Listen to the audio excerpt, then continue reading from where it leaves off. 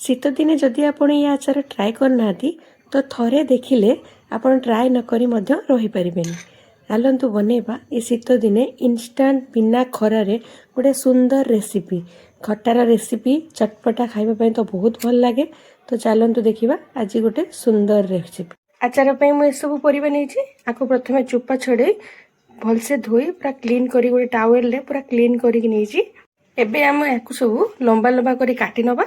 एमिति सब परिबा को आम पतला पतला करी काटी नबा। एमिति पतला पतला करी काटी नेबे।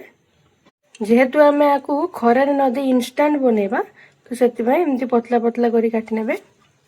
अदा को भी एमिति पतला पतला लंबा लंबा करी काटी नेबे। लंका काटिले जेहेतु हाथ पड़िबो तो लंका को मु अलगा रखिथिली। एबे लंका को आम काटी नबा। लंका को जिते काटे ये डेम्फो पोर्सन को भल से क्लीन करेंगे। ये डेम्फो पोर्सन को आप टिके खराब से माने एमती रखीदे तो आचार खराब हो। तो डेम्फो पोर्सन को पर्सनाली मु कहूँ डेम्फो पोर्सन को आप भल से क्लीन करेंगे। देखिपे एमती पूरा क्लीन कर लंका को एमती काटी नहीं ताको एबे साइड करना। एमती गोटे कड़े नहीं ए कड़े को प्रथम हाई फ्लेम रे पूरा गरम करने पर गैस रो फ्लेम को लो करदे। लो करके एमती गोटे जाली नहीं जिबे। जेहेतु आम इंस्टांट आचार बनाऊे तो परिबा सब को आम ए जाली रे देकी किछि समय ताको सिझे नबा। एबे 5 मिनिट पई लो फ्लेम रे आपको घोड़े के एमती सिझे नबा। 5 मिनिट हो गलानी आम आपको खोली नबा। गोटे चामच साइज रे एमती ताको घांटी नबा। देखिपे ये केते सॉफ्ट है किंतु बेसी आपको सिझेबेनी टिके क्रंची रहिबो। एबे हाई फ्लेम रे ताको 5 मिनिट पई हमें सिझे नबा। हाई फ्लेम रे हमें आपको 5 मिनिट पई सिझे नेलेनी। देखंतु एटा केते ड्राई हो जाईची। आपको पुणी नहीं जाई कि फैन तळे किछ समय सुखे देबा। आचार पई हमें मसला तयारी करनबा। सेति पई मु नेची गोटे 2 चम्मच एठी कळा सोरिष, गोटे चम्मच धळा सोरिष, किछि गोलमरीच, गोटे चम्मच जीरा, गोटे चम्मच पान मधुरी, हाफ चम्मच रु कम नहीं आमर ए मेथी, हाफ चम्मच नहीं जुआणी। एबे आम लो फ्लेम रे ए सब को हल्का भाजी नबा।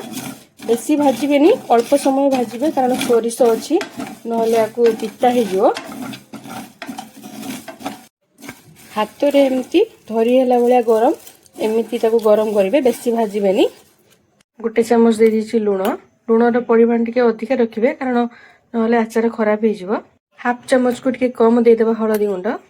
जेहेतु आम कंचा लंका देचे तो से गोटे चम्मच ही गुंड लंका देची। एमिति दरदरा करी ताको गुंड करनेबे। बेसी ताको पाउडर करिवेनी। एबे चलंतु आम आचार बनेबा पई जिबा। परिबा एबे सब ठंडा हे गलानी।